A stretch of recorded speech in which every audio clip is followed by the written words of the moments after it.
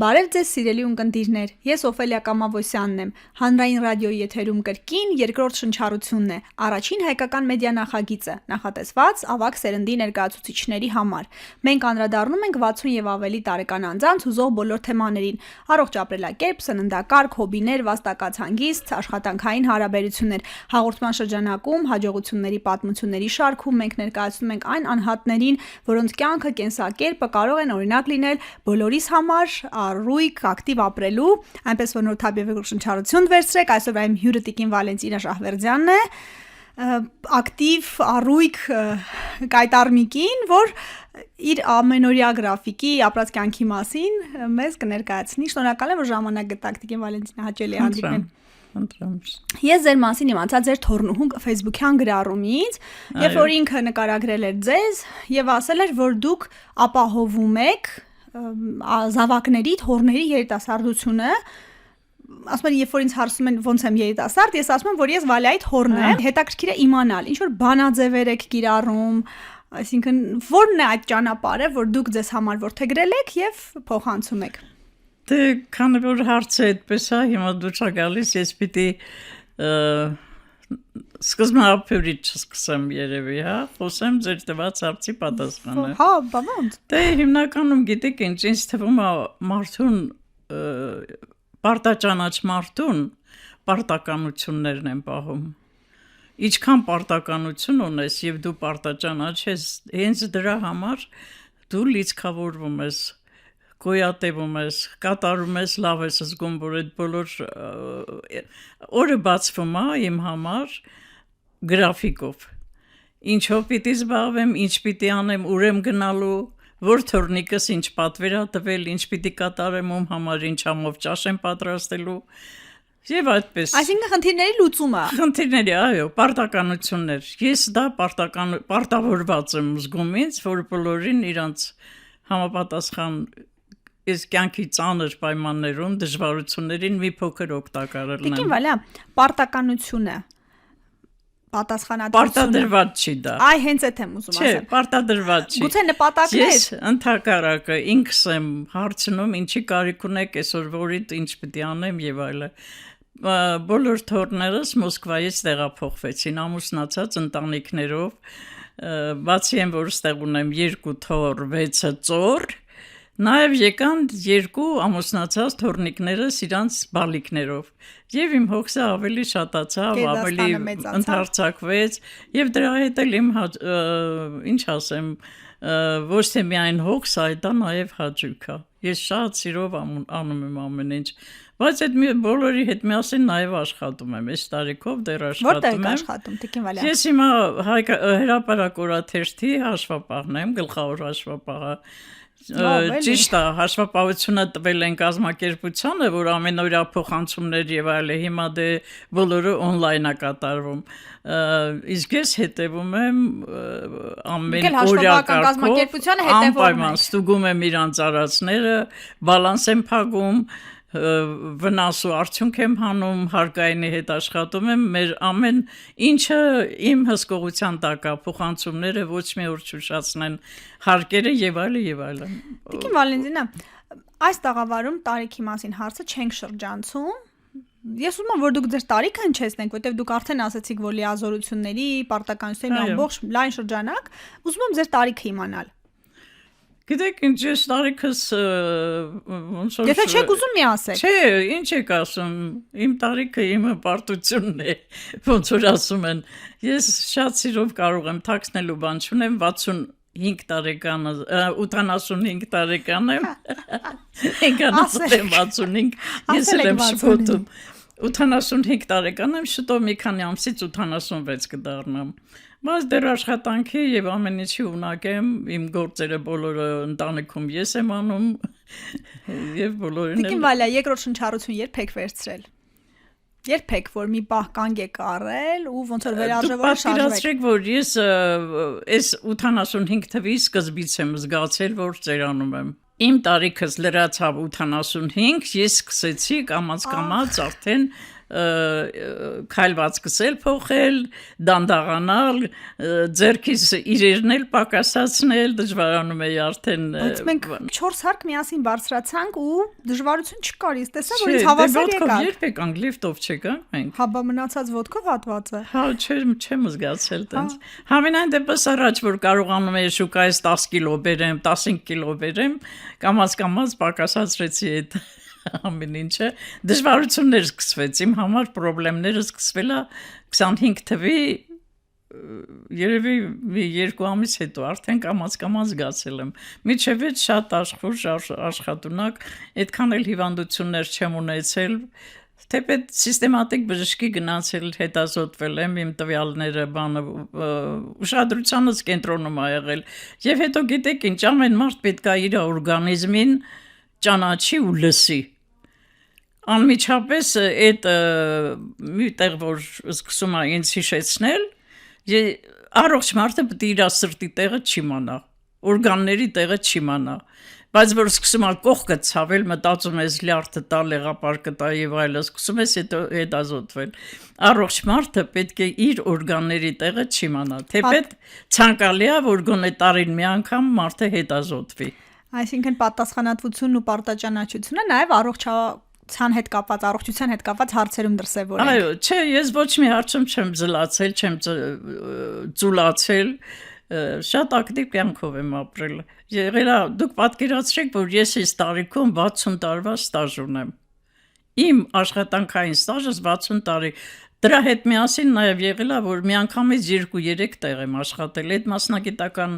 հնարավորությունները տալիս է հաշվապահությունը, որ կարող ես մի քանի տեղ բանանես։ Եվ հետո ված չեմ աշխատել։ Տիկին Վալյա, գիտեք ինչ է ինձ հետաքրքիր։ Դուք յետասարդ տանեն ստեղծագործել եք ու ստեղծագործ աշխատանքը ու հաշվապահությունը թող ներվի ինձ, բայց ստեղծագործ բան կա հաշվապահության մեջ։ Ոնց է այդ անցումները կարողացաք։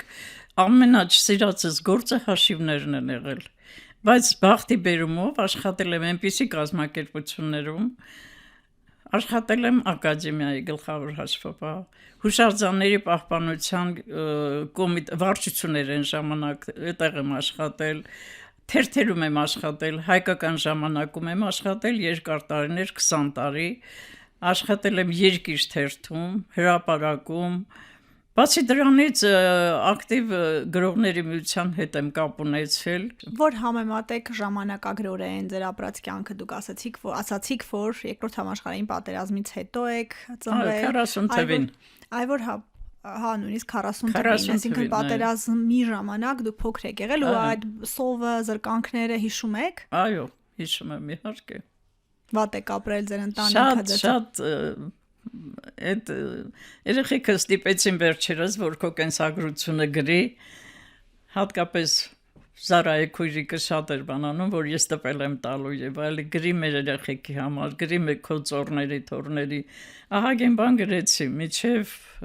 Մանավանդ գրելու ձիրք ունեք իսկապես։ Հա, շատ հետաքրքիր բաներ ստացվում ու շատ հուզիչ բան եղավ, էլի։ Բա ինձ չեք ասում հուզիչ մասերը։ Դեռ կիսա տա, դեռ չեմ վերջացրել։ Շատ ծավալուն բան է պատմեք։ Հիմնականում պատերազմի տարիներին մորս հետ ես Երևանում եմ ծնվել, ստեղ ենք եղել, հայրս վայենի բժիշկ է, զինվորական բժիշկ էր։ Բժշկական ավարտելուց հետո իրան 41 թվի վերջերին նոր տարել են բանակ։ Այդ ժամանակ ես ծնված մի տարեկան գնացել են գյուղ, Այգեհատ գյուղը, իմ պապի տանն ենք ապրել, տատս չկար, պապս էր մենակ, հորեղբայրներ բան այդ մեծ տաղամասում։ Բայց բանը ամառվա ամիսներին միշտ իջնում էինք ձոր էին ասում, մեր ձորը քո բայրի վանքը լսած կլնեք։ Այդ շրջակայքում տնակ ունեինք փոքր բանը, տեղ պապս այգիներ եւ այլն։ Ու շատ տպավորվել է մի օր, ուրեմն կարմրուկով հիվանդացել եմ, երևի 3.5 տարեկան եմ եղել, բայց հիշում եմ ես դա, ինչն եմ հիշում, որ մեր այդ տնակի մոտ կանգնում էինք, ձորը ներքև երևում էր, ճանապարհը ով է գալիս, ամեն գյուղ գնացողի գալիս էին բարձրանում գնում, նայում էինք։ Ու մի օր տեսնում եմ, որ մի շատ լավ հագնված զինվորական մարդ է գալիս, մամաս ասում ախ, Իրանի քո պապան լինի։ Ու գալիս է իմ պապան լինում։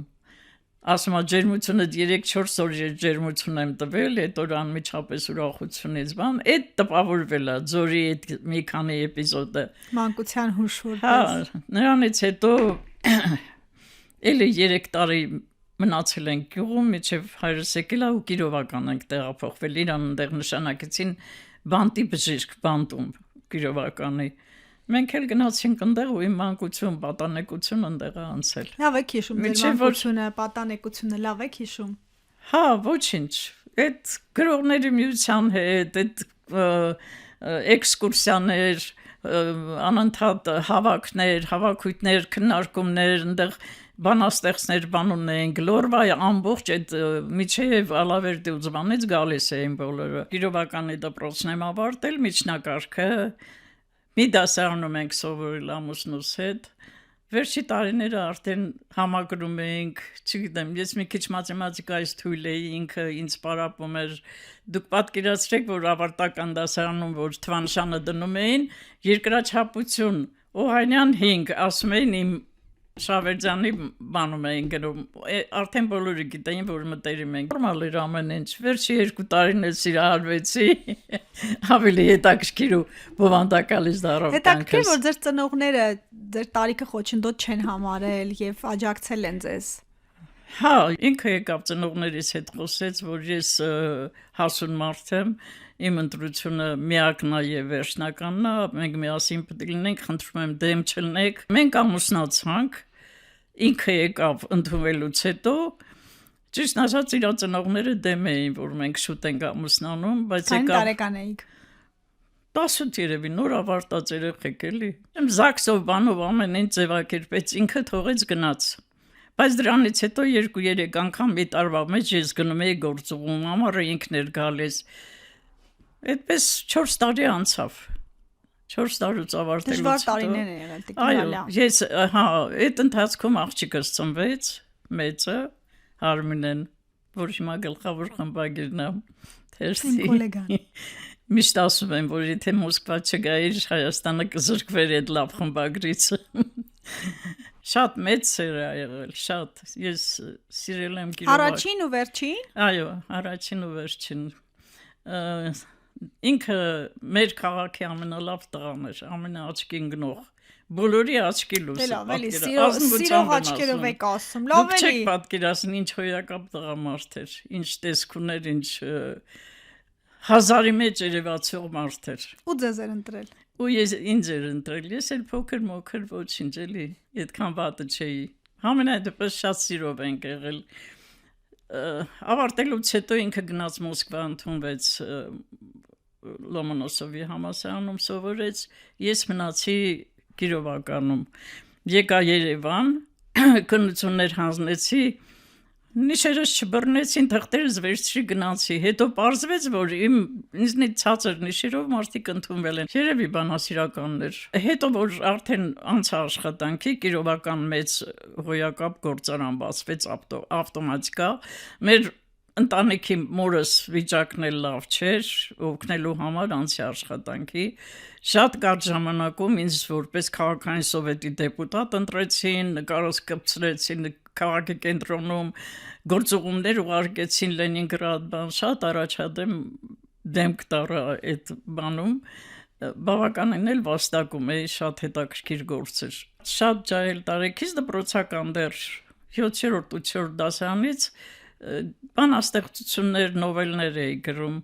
Ես նովելների գիրք էի պատրաստել։ Կիրովականի գրողների միության անդամ էի եւ ստեղի գրողների միության։ Հիմա էլ է գրողների միության Չէ, անդամ։ վաղուց արդեն կապ չունեմ։ Ուրեմն բաներ, նովելներ էի գրել։ Գրողները այստեղից եկան Կիրովական, այն ժամանակ Կիրովական էր։ Ու երեկույթ էր, ցերեկույթ էր կազմակերպվել։ Ես իմ նովելներից երկուսը կարդացի, Սիլվա Կապուտիկյաններ, բոլոր հայտնի գրողները, Շիրազը, Համուսահյան, բոլորը հետ չեմ մոռանում, ամենատպավորիչը Սիլվա Կապուտիկյանը խոսք վերցրեց իմ ելույթից հետո, շատ ծափահարեց իմ բան ու ասեց ես արդեն նախանշում եմ, որ Լորին կունենա մի հոյակապ նովելիստ։ Ինչը խանգարեց ձեզ, Ու իմ Տիկին Վալենտինա։ նովելների գիրքը պատրաստ էր արդեն, ամեն ինչ։ Գրող ինչու չդարձակ, Տիկին Վալենտինա, ինչու Հա, չդարձակ ուրեմն գրող։ ես որ Մոսկվա եմ գնում, այդ արկղով իմ գիրքը պատրաստ, նովելների գիրք, բավականին ծավալուն գիրքեր, հենց գրախոսականն է Սիլվա Կապուտյանն էր գրել, շատ գեղեցիկ բաներ։ Այս կեսուրս ուրեմն դա առասպելական բան էր, այդ հավիճուտեր էր առնում մշտապես։ Իրա մի սենյակը հատկացրել էր, առաջի հարկում էինք ապրում, երկրորդը դեռ կիսատ էր։ Բանը գցում էր այդ արկղների տակը, որ ճտերին կերակրի բանանի։ Այդ ամբողջ ուրեմն ամիս ու կես մնացել եմ Մոսկվա, գործուղում էի Լենինգրադ, ընդեղից գնացի Մոսկվա մնացի։ Այդ ամիսու կեսվան ընթացքում ամբողջ այդ թերթերը, որ արդեն պատրաստ էր, տպագրության էր գնալու, լցրել էր բանի տակ եկա, որ արդեն ուզում էի արկղը բացեմ, որ տեսնեմ ինչ արել, բա ուր է այդ արկղը, ծիծաղելով թե բանը, բա գցել եմ ճտերի տակը այդ գրածները, ես ինչ իմանա այդ այն, ուրեմն դրել եմ իմ մահճակալի տակն այնտեղ, որ բայց վերցրել ա տարել, ոբշեմ էլ ոչինչ չկարողացա։ Այսինքն ոչ թե սկզբունքորեն ոչնչացրել էր, որովհետև ուղղակի ամփոփաբա, ամփոփորեն։ Ոչ թե դիտավորյալ, ոչ մի դիտավորություն չկար, ես մտածել եմ, որ բայց ինքը գիտեր, որ գրում եմ, նախապատրաստվում եմ, տանում եմ, բերում եմ, խմբագրում են, խորհուրդներ են տալիս եւ այլն։ Ոբշեմ այդպես էլ Մաթեմատիկոսների ընտանիքում ինչ գրող հարս, երևի։ Այո, իրանք շատ մատերիալանքով են նայում դրան, բայց ես գիտեք ինչ, միջև դրա տպվելը բազմաթիվ տպագրություններ եմ ունեցել, գարուն ամսագրում, թերթերում, հոդվածներ էի տպում, ու ահագին փող էի վաստակում, նաև դրանով։ Բերում էի իրան տալիս էի, ուրախանում էր 50,000, 60,000 ահագին փող էր էլի, ասում էր, վայ, ես ինչ լավ է ես կանեմ են, այդ դուրը գալիս էր, բայց դեռ պահպանել չպահեց էլի, այդպես էլ։ Փողի համար էի գրում, Տիկին Վալա, թե գրում էի, որտեղ մղում էր, պիտի դուրս գար։ Չէ, որ ինքս ամուսինս որ ուսանող էր, ու շատ քիչ գումար էին ուղարկում էլի։ Այդ առիթներով ես բանը անում, որ մի կոշիկ առքես, մի հատ կուրտ կամ մի բան, ձմեռային մի շոր առելի, այդ ինձ ուրախացնում էր, որ այդ գումարները նպատկան մեկ-մեկ կեսուրիս էի տալիս ինքն էր ուրախանում։ Ոչ մի անգամ ես ինքնուրույն գումարները չեմ ծախսել, միշտ տվել եմ իրանց եւ դրանից ես լավ եմ զգացել։ Հա, ես էլ պատկերացրեք, որ ես երևի 20 տարեկանից դառել եմ իմ ծնողների ծնողը։ Աշխատել եմ, օգնել եմ ամեն ինչով եւ միջև կյանքից միջև իրանց ես եմ բաղել ամեն հարցով։ Ձեր տեսակն է Տիկին Վալա, բոլորին պահել, բոլորին հասնել։ Ստեղ Երևանում ապրում էի, բայց ամիսի 2 անգամ գնացել եմ Կիրովական։ Մերոնց ոչ մի բան պակաս չեմ թողել։ Ամեն ինչով ամուսինս էլ աջակցում էր, երբեք դեմ չի եղել դրան։ Ես էլ աշխատել եմ, այդպես չի որ չեմ վաստակել էլի։ Դե միայն միջոցները չեն, նաև ժամանակն է, նաև հոգատարություն, ուշադրություն է։ Եվ այդպես չգիտեմ որտեղ վերջացնեմ։ Խառը պատմեք, ոչինչ պատմեք, կարևորը բան բացվի։ Ինքը ավարտեց եկավ, նշանակեցին Երևան,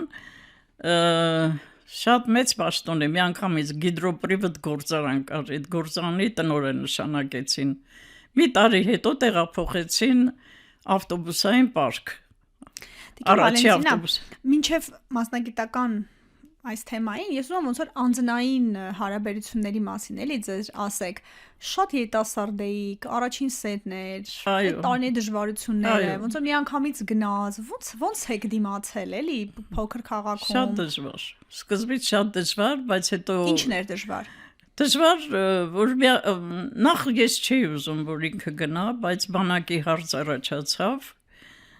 Ինքը սովորում էր արդեն կարող էր Հայաստանում մնար սովորել, գերազանց ավարտած մարդ էր ինքը։ Իրանց մասին ընտանեկին թերթում հոդվածներ էին գրվում մաթեմատիկոս Օհանյանների ընտանիքը եւ այլն։ Շատ գերազանց 4 եղբայր էին, 4-ն էլ այդպես։ Դժվարություններ էին, որ հետո եկան ինձ տարան իրանց տուն, մայրը հիմնական տանղեկը իր ձեռն էր, շատ փոքր աղջիկ միանգամից հարց դարձավ առանց ամուսնու։ Չէ, արդեն աղջիկս կար։ Արմինեն գար, որ մեր երեխեն թող մեր տանը մեծանա։ Ոբշեմ տարան արդեն 4 տարի մնացի, 4 տարի իրանց տանը մնացի,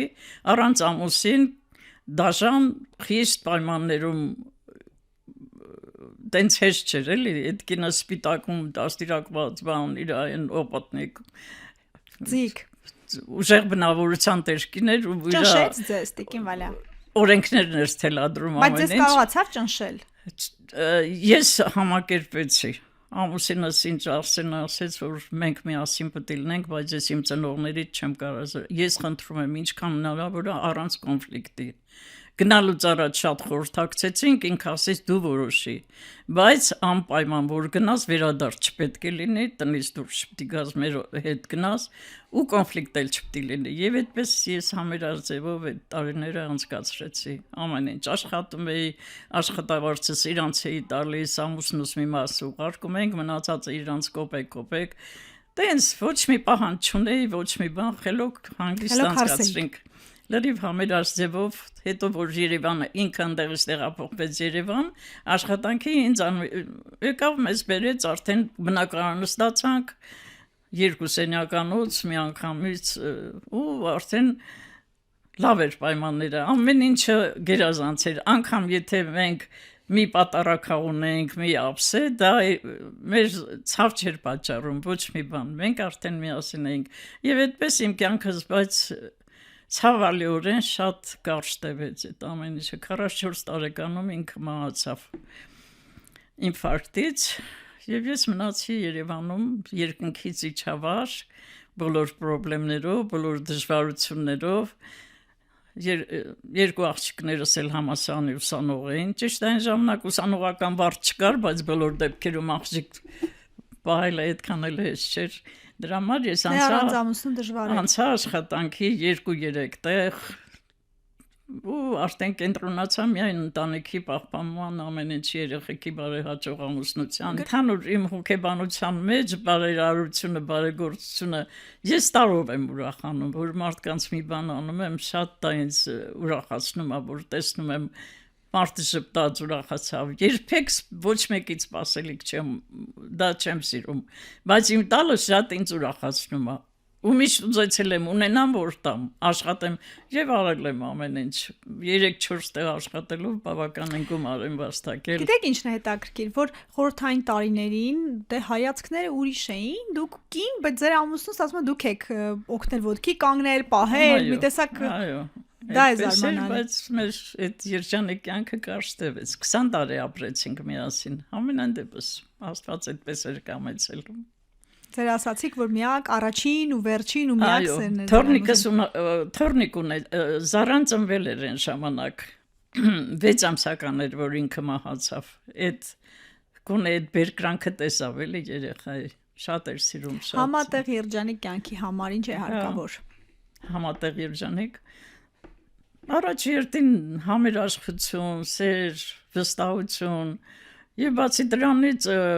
քո երազած, քո սիրած տղամարդու հետ ամուսնանաս, էլի պատահական չգիտեմ, այդպեսի մոտ չի ստացվի։ Հաշվարկով թե սիրով։ Մենք առաջի դասարանից միասին սովորել ենք։ Չէ, հաշվարկը չեմ ընդունում, սիրով առաջի երթին։ Ես օրինակ շատ էի սիրում իրան, շատ։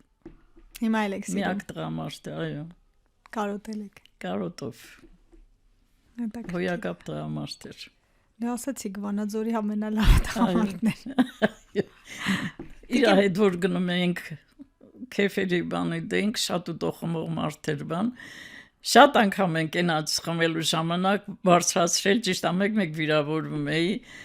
այ վալա ջան էս ոնց է արել որ սենց այսքան լավ տղին դու կարողացել ես այդ ոնց է հաջողացրել որ այսքան լավ տղա ես ճարել ամուսնացել էլի ոնց է քեզ ստացվել ոնց է հաջողացրել Դուք ասացիք, որ ինքն է ձեզ ընտրել, բայց ես այն ամենայնիվ կարծում եմ, որ դուք եք ընտրել։ Նաև ես իհարկե։ Եթե ժամանակը հետ տալու հնարավորություն լիներ, ինչը կփոխեիք ձեր կյանքում։ Ես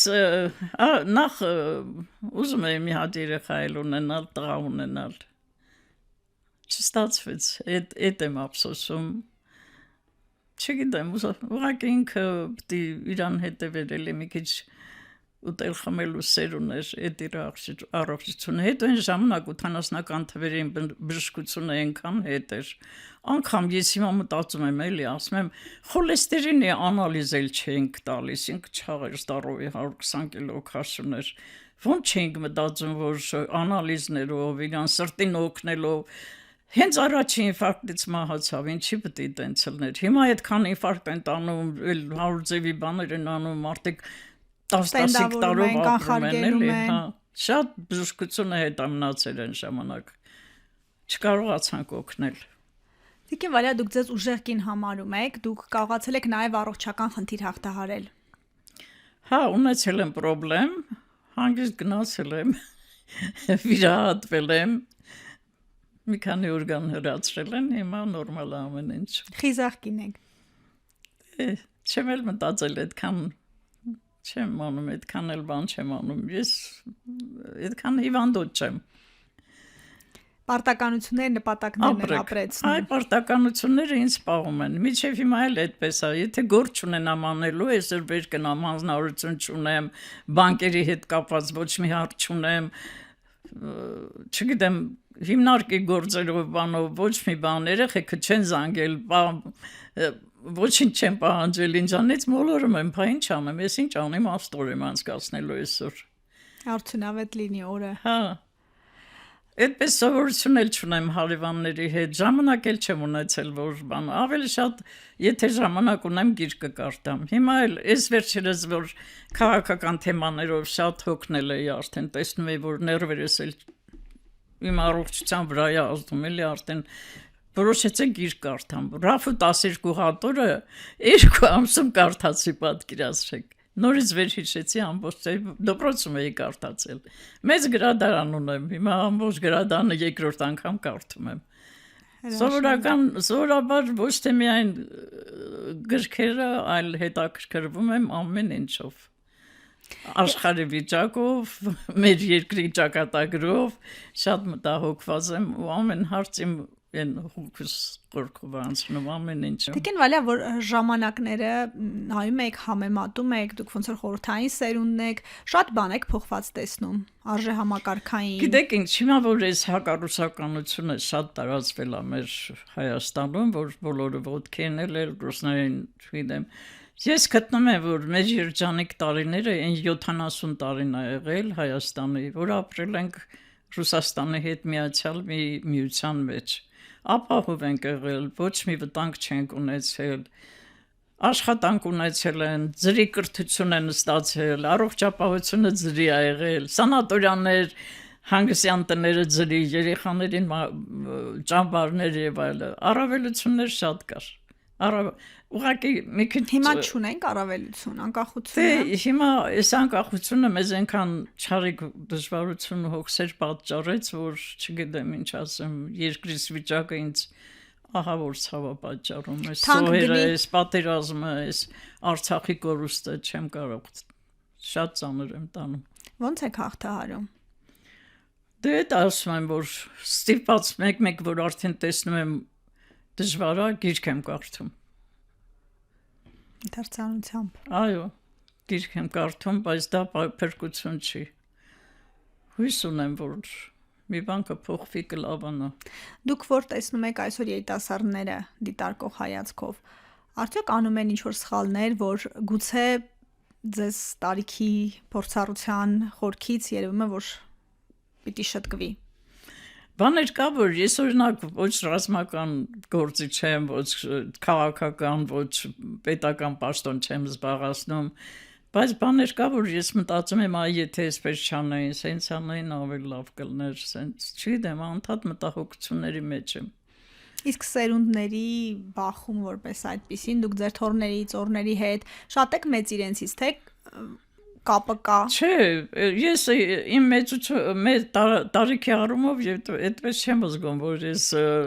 իրանց հետ հավասար եւ հակու կապի մեջ, եւ սանրվածքի մեջ, եւ պահվածքի մեջ մասնակից եմ, խորհուրդներով գոնե։ Ոչ շատ չոր ձևով, բայց ընդհանրապես առաջադեմ եք։ Հաջան։ Առաջադեմ եք։ Հա, եք։ իհարկե, բոլոր դեմ։ Գիտեք ինչ, ընդհանրապես ես մարդկանց դիտողություն անող եմ, այդպես չի, որ շատ մեղմ, անընդհատ ընդհակառակը։ Չեմ սիրում գծնող մարդկանց, ամենավատ հատկությունն է դա իմ համար։ Մարդը պետք է ուղիղ լինի, ճիշտ լինի, եթե թերություն ա գտնում սրտացավորեն ասի։ Ես գտնում եմ, որ թերություն ասող մարդը սրտացավ մարդն է։ Իսկ այն որ կողքից կարող ասի, վայ, ես ինչ լավ բան, ձևական դա չեմ ընդունում։ Ես Բայց չեն սիրում ուղիղ ասողներին, տիկին Վանյա։ Չեն սիրում, ճիշտ եք ասում։ Իմ թորնիկներն էլ են ասում, որ պետք չի ոչ մի դիտողություն անել։ Բա հիմա գնում ես երիտասարդ տղա մեկ էլ ծխախոտի թուփը ամփոփ ձևով շպրտում է գետնին։ Ինչ եք ասում։ Ստիպում եմ, որ վերցնի աղբար կգտնի։ Օրինակ, ոնց եք ստիպում, տղա Ասում եմ, ջան։ տղա ջան, վերցրու, չի կարելի։ Շատ տգեղ բան ես անում։ Դրա համար էլ մեր քաղաքը այսպես կեղտոտ է։ Ոչ մի բանից անտարբեր չեմ անցնում։ Օրինակ, այդ ձկան խանութը գիտեք, չէ՞։ Այո։ Կարելի է մի փոքր էպիզոդ Հա, պատմել։ իհարկե։ Այդ ձկան խանութի դիմացի շենքը մեծ տուֆով շենք է, չէ՞, կարմիր տուֆով։ Ուրեմն մեխերը հանել էին պատերից, լարերը հանել էին այդ մեխերն ու դրա տեղը բոլորը սպիտակ գավիճով, գաջով, ինչով ծվաղել էին։ Մի խայտարակ բան էր, ամբողջ հսկա շենքը, նայում ես, ինձ ապշում ես, ինչքան պետք է մարդը ուղեղ չունենա, որ այս գեղեցիկ շենքը սենց այլանդակել է։ Ինչ արեցիք։ Անցած տարի ուրեմն գնում եմ բանկ, Ամերիա բանկ եմ մտնում, այդտեղ սրճարան կա, բացօթյա սրճարան, մեկ էլ տեսնեմ Ավինյանը նստած է կրթության նախարարի հետ, Ժաննայի հետ։ Մոտեցա բարևեցի, ասի կարելի է ձեզ մի հարցով դիմել, անհանգստացնել, ասի կներեք, որ դուք նստած եք, ես աթոռ առաջարկեց, խնդրեց նստել, բան շատ սիրով ընդունեց, ասեց ես ձեզ խնդրում եմ, այդ շենքը կարգի բերեք, դա ինչ վիճակ է, այդքան տուրիստներ, այսքան դրսից մարդիկ են գալի, բա մեկը չկա ձեր քաղաքապետարանում, որ տեսնի այդ վիճակը բանանի, շատ տգեղ բան է, շատ։ Ինչ եղավ, շատ կվեց։ Ասեց կանեմ անպայման։ Ասի շատ շնորհակալ կլնեմ։ Ես նայելու եմ, հետևելու եմ։ Եթե չանեք, էլի եմ գրելու կամ չգիտեմ ինչ։ Մի շաբաթ անցավ չէր արվում։ Մեկ էլ մի օր որ չտեսնեմ, այդ շենքը կարգի են բերել իր գույնով, այդ շենքի կարմիր տուֆի, կարմիր գույնով ամբողջ անցքերը փակել են։ Նենց կարգին այնքան ուրախացա, ուզում եմ մի հատ նամակ գրեմ, որ հույս չունեի, բայց մալացեց ապրես որ արել ես։ Մեկ էլ խնդրեցի, որ քաղաքի արձանները լվանան։ Շատ վատ վիճակում են այդ արձանները։ Օրինակ, քաղաքի ամենագեղեցիկ արժեքավոր արձանը Սասունցի Դավիթն է համարվում, որ համար առաջի արձանն է։ Երկրորդը ես համարում եմ Գրիբայեդովի արձանը, Ռասիայի մոտ, այդ պիցայի մոտ կողքին։ Այդ Գրիբայեդովի արձանի վրա այնպեսի մի կեղտ է նստած, այնպես է սևացել, որ վիրավորական է այդ մարդու արձանը այդ վիճակում լինի։ Եվ մենակ դա չի, կան սպիտակ արձաններ, որ արդեն գույնը կորցրել սևացել են։ Այդ բաները չեն հետևում, էլի մանրունքներ են, բայց դու փողոցի մաքրությունը մի կողմից, որ քաղաքը շատ է փոխվել, շատ, նախ ժողովուրդը շատացել է, մարդը շատացել է, մեքենան շատացել է, դժվարացել է, համենայն դեպս մաքրության հարցում շատ լան։ Ես օրինակ բանով այդ քաղաքապետարանի դիմացի այգին որ կա, Վարդանյաններին էլ չէ, կողքի այգին։ Ես սովորաբար այդ այգու մեջով գնում գալիս եմ շուկա խանութ բան գնալու համար։ Կոմայգին էլի։ Հա, Գրենդելի շենքերում եմ ապրում, այդ Արգիշտի փողոցում։ Այդ այգու անցնելուց, որ տեսնում եմ մի հատ կին, մշտական ուշադիր եմ էլի, որ տեսնում եմ կինը մաքրում է, տարիքով, ինձանից էլ կռացած, ինձ բան։ Այնքան ուրախանում եմ, մոտենում եմ մի լավ խոսք եմ ասում, բարևում եմ, ասում եմ ապրես, երկար կյանք ունենաս, շատ լավ ես մաքրում, ասում եմ, քիֆս գալիս է, ես որ հաշվապահ չլնեի, ես էլ փողոցները կմաքրեի, հավեսով կմաքրեի։ Ձեր հոգեկան բավարարության համար։ Չէ, ուղղակի քաղաքի մաքրության համար, որ մարդիկ տեսնեն մաքուր պահեն։ Մի կոնֆետ, մի պեչենի, մի պաչկա, մի բան ունենում եմ, հյուրասիրում եմ իրան, ասում եմ առ։ Եթե չի լնում մոտս, գոնե մի 1000 դրամ գրպանն եմ դնում, ասում եմ բերիվ կանես, ընդմիջում կանես։ Ուղղակի այդ ոնց ասեմ, ցածր չեմ ասի, բայց այդ խավի մարդկանց ես շատ բաժշկա եմ անում, ոնց որ ասում են, շատ եմ ուզում ոգևորեմ, որ իմանամ, որ կարևոր գործ են անում, էլի։ Իսկապես ամենակարևոր գործ են անում։ Անտարբեր չեմ, քաղաքի ոչ մի բանի նկատմամբ անտարբեր չեմ։ Իսկ դուք ձեզ երկարակյաց համարում եք, որ նաև գաղտնիքներ ունենք դրա համար, առողջ ապրելակերպ, առողջ սնունդ, արդեն ասացիք, որ առողջությանը կանոնավոր հետևում եք, խնդիրները եթե լինում են, վերացնում եք։ Էլ ինչ եք անում։ Գիտեք, որ ասեմ, այդպես շատ ու շատ իրեմ իմ անձի նկատմամբ այդպես չի։ Բայց բախտս բերել ատեն ծանր բաներ չկան էլի, որ պրոբլեմ առաջանա։ Տենց գործերի մեջ, հոգսերի մեջ, շարժման մեջ Դրական ամեն ինչով անցնում է, շատ չեմ։ Այդպես շատ, որ ասեմ, հատուկ սնվում եմ, հատուկ բան, թեպետ նորմալ է։ Իմ օրգանիզմի պահանջը ես զգում եմ։ Եթե այս ռոպեին, այս բանի կարիքը զգում եմ, դուրս է գալիս անում եմ, եթե չէ։ Իսկ վարժություններ, Չէ, տենց բաներ չեմ անում, ժամանակ չունեմ։ Իմ վարժությունը իմ վազքն է, այս կողմեն կողմ խանութ, այս Կինվալի արհեստական եք այդ գործերը ձեզ մոգոնում, ձերոնք արհեստականորեն ձեզ խնդիրներ են առաջադրում, թե իսկապես դե միջև վերջի տարիները եղել եմ պարտավորված էի անեմ բոլորը, աշխատել եմ, փող եմ վաստակել,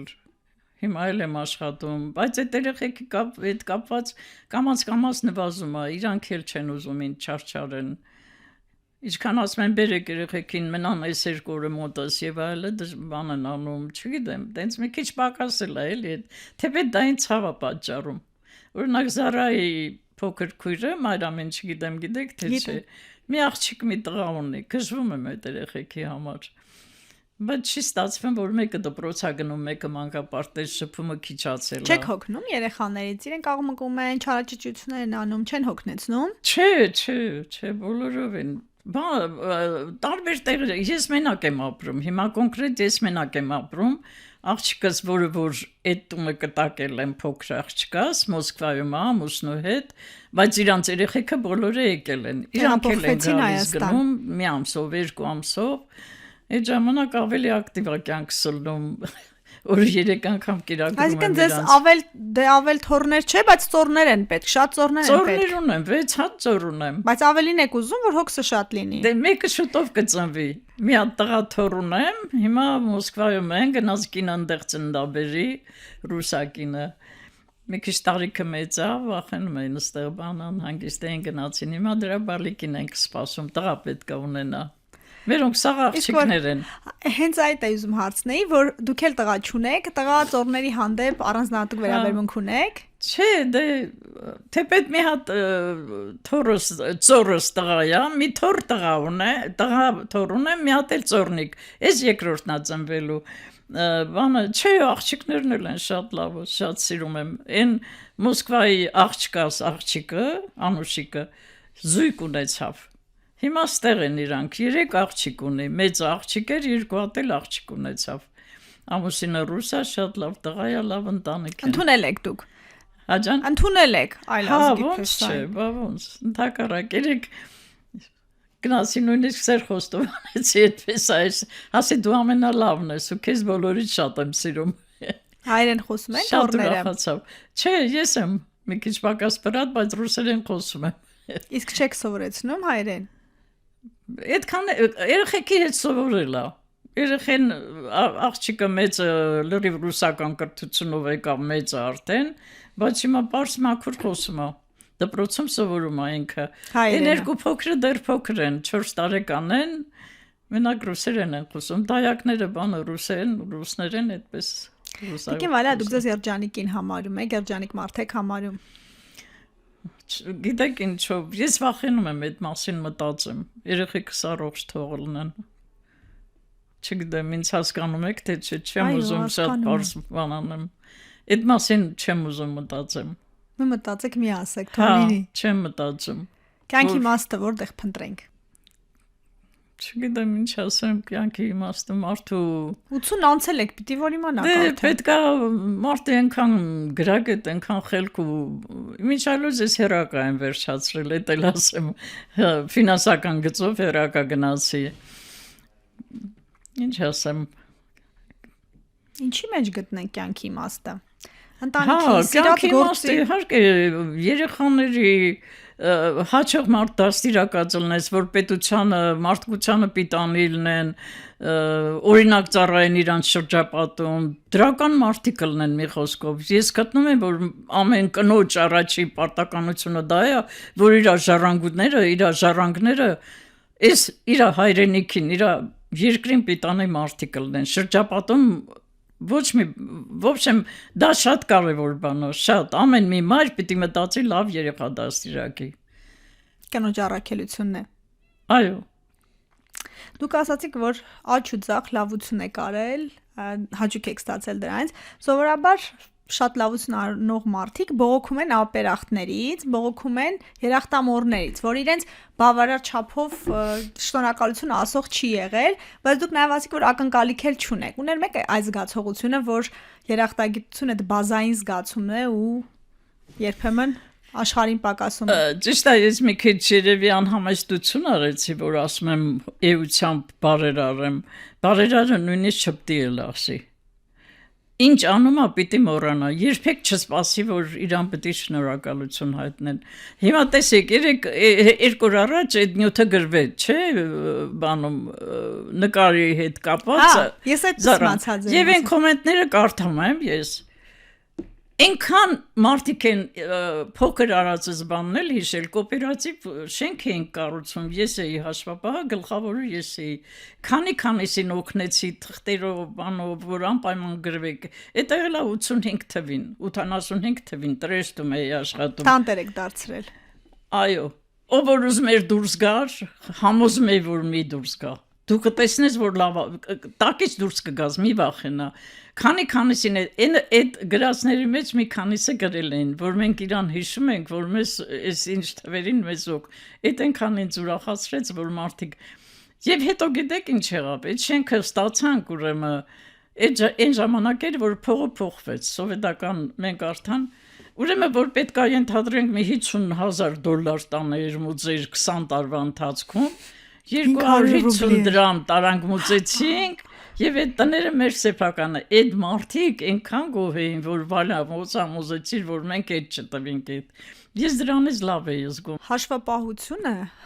մի տեսակ ասոցիացում խորամանկ մասնագիտության հետ դե անեկդոտներ էլ կան որ հաշվապահին ասում են երբ լավ հաշվապահ երկու գումարած երկու ինչ կլինի ասում են ինչքան է պետք հիմա դուք երկար տարիների փորձ ունեք ու կարողացել եք Հերքեք այդ անեկդոտը, չգիտեմ ոնց ասեմ։ Օֆելա ջան, մի փոքր գաղտնիք ասեմ։ Ասեք։ Ազնիվ մարդը ոչ մի բան, ես որտեղ աշխատել եմ, ազնվությամբ եմ ասում, կոնկրետ հուշարձանների վարչությունում էի աշխատում երկար տարիներ ու շատ խիստ ստուգումներ էր գալիս, հարկայինից ստուգումներ էր։ Ամեն տարի որ եկել են ստուգման գնացել են դիրեկտորին, այն ժամանակ դիրեկտոր Բարսեղյանն էր, ասում են այս կնոջը միակ լատ պարգևադրի։ Այդ ամեն ինչ ասված է արդեն, ոչ մի խախտում երբեք թույլ չեմ տվել, ոչ մի 20 տարի հայկական ժամանակում եմ աշխատում, 20 տարի ընդդիմադիր թերթ, որ ամեն ինչ գրում էր անունը չտամով, հայկական ժամանակը գիտեք չի ում թերթն ա եղել, և Այնքան հանգիստ եմ, որ մի մինուս չեն գտել, միլիարդների ստուգումներ եւ այլը ոչ մի բան։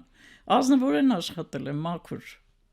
Ասում են աշխատողները փողից դժվարությամբ են բաժանվում։ Ամեն դեպքում դժվարությամբ են բաժանվում։ Պետական փողից, իրենց տնօրինման ենթակա փողից։ Կա այդպիսի բան։ Դա չեմ երկիր թերթում աշխատում եմ, երկիր թերթում 2 միլիոն դրամ նոր հայկական դրամը եկել էր մի $100 ուրեմն կարծեմ 20 դրամ էր $100 փոխանակումը 20 դուք պատկերացրեք 2 միլիոն դրամ եմ ստացել պարուսակից մեջ գալիս եմ խմբագրություն հետո ժամը 6-ին գործը վերջացրելա գնում եմ տուն հանկարծ հիշում եմ որ այդ փողը սեֆի մեջ չեմ դրել իմ պարուսակի մեջ է մնացել Հետ եմ դառնում, քանի կանգառ նորից հետ եմ գնում բան, տանը դնում եմ, որովհետև վախենում եմ, ամեն րոպե կարային գային ստուգեին։ Այդ այն ծանր տարիներն էր, որ դաշնակներին արդեն հետապնդում էին։ Ուրեմն հաջորդ օրը այդ փողը դրեցի 2 միլիոնը, գնում եմ տուն, հաջորդ օրը առավոտը գալիս ենք, տեսնում եմ, որ իմ սեյֆը 4-րդ հարկից շպրտել են առաջի հարկ, դռները բացած, մեջն էլ ոչ մի կոպեկ չկա։ Եկել են արդեն դաշնակներին, բռնել են, տարել են, շենքն էլ Փողերը ձեր պայուսակում։ Փողերը, իմ պայուսակը չէր, սեյֆի մեջ էր, պետական փողը։ Դուք բերել եք վերադարձել։ Բերել եմ, հա, եթե չվերադառնայի գնայի գայի, մեկ էդ եմ ափսոսում, ասում եմ, որ տես է տանում էի տուն այդ փողը 2 միլիոն դահվասեր էր 2 միլիոն դոլար ունենաս էլի համարյա։ Ինչ կանեիք։ Կվաժանեի։ Տիկին վալա, հետաքրքիր ստացվում է, որ այդ դաշնակցության այդ շրջանում երկիրում էիք, հետո հայկական ժամանակում էիք, ինչ-որ թեժ կետերում եք հայտնվել։ Լրիվ ընդդիմադիր թերթերում եմ աշխատել եւ ընդդիմադիր հայացքներ եմ ունեցել։ Միշտ քննադատել եմ իշխանություններին, ընտրությունների ժամանակ եղել եմ բանի նախագահ, ընտրական հանձնաժողովի նախագահ 2-3 անգամ եղել եմ Բանգլադեշի դպրոցներում բան եւ միշտ արել եմ այնպես, որ ընտրվի Դեմիրճանը։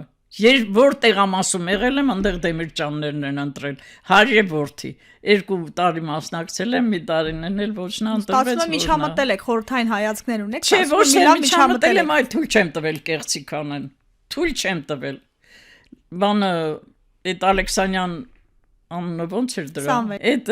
Ալեքսանյանը ամեն ինչ արեց, հեռախոսները նոր էր դուրս եկել, բերեց հեռախոս դրեց, էլ գումար էր բանանում, էլ ինչեր արեց, ասի ոտս ստեղից դուրս չեմ դնելու։ Դու մի հատիկ չես գցելու, վախենում էր ինձնից չեք պատկերացնի։ Տենց բայևոյ եմ եղել, տենց խեղճքին չեմ եղել։ Արտար ու բայևոյ։ Բայց այս հաղորդմանը շատ բարի ներկայացաք ու դե էդ եմ ասում, այդ ամբողջ բարիությամբ հետ նաև ասում եմ կարամ խիստ դիտողություն անեմ։ Օրինակ Զարան եղանում է, որ ասում եմ, այս շորը չի սազում մի հագնի կամ այս բանը մի արա։ Այդ դիտողությունը միշտ էլ փողոցում էլ կարող եմ մի բան որ տեսնեմ հակաօրինական են անում։ Մայրը ձեռից քաշ տալով երեխին գնում է, այդ երեխան լացալն ու շատ թափվում է։ Մոտենում եմ կանգնացնում, ձենը կտրացնում, ուզում եմ մի բանով մորնել, խնդրում եմ մի արա, մեղք է երեխան։ Անտարբեր չեմ ոչ մի բանի նկատմամբ։ Ինձ որ ասեմ, ինձ խնայել են բան, երբեք այդպես չեմ արել։ Ուղղակի ճակատագրորեն կարևոր ձեզանից գոհ եք։ Սխալ բան չեմ արել։ Կարևոր ձեզանից գոհ եք։ Շնորհակալ եմ, որ եկաք, Տիկին Վալենտինա։ Հուսամ եմ, այս զրույցը ձեզ էլ հաճույք պատճառեց։ Շատ գաղտնիքներ մնացին, որ չասացիք։ Ուղղակի շատ անկեղծացա, կարողա որոշ բաներ որ ավել նոր ասեցի։ Չէ, ոչ մի բան չկաց հանգիստ եղեք։ Շնորհակալ եմ, որ խոսեցիք, որ ինձ հետ կիսեցիք ձեր կյանքի պատմությունը։ Ուրախ եմ, որ ճանաչեցինք իրար։ Ակտիվ եղեք, լսեք մեզ Հանրային ռադիոյի amradio.am կայքում, դիտեք հաղորդումը, բաժանորդագրվեք երկրորդ շնչառության YouTube-ի ալիքին, փնտրեք մեզ TikTok-ում, Instagram-ում, Facebook-ում, գրեք ձեզ ուզող հարցերի մասին, մենք դրանց անպայման կանադառնանք հաջորդիվ։ Առողջ ու երկար կյանք եմ մաղթում։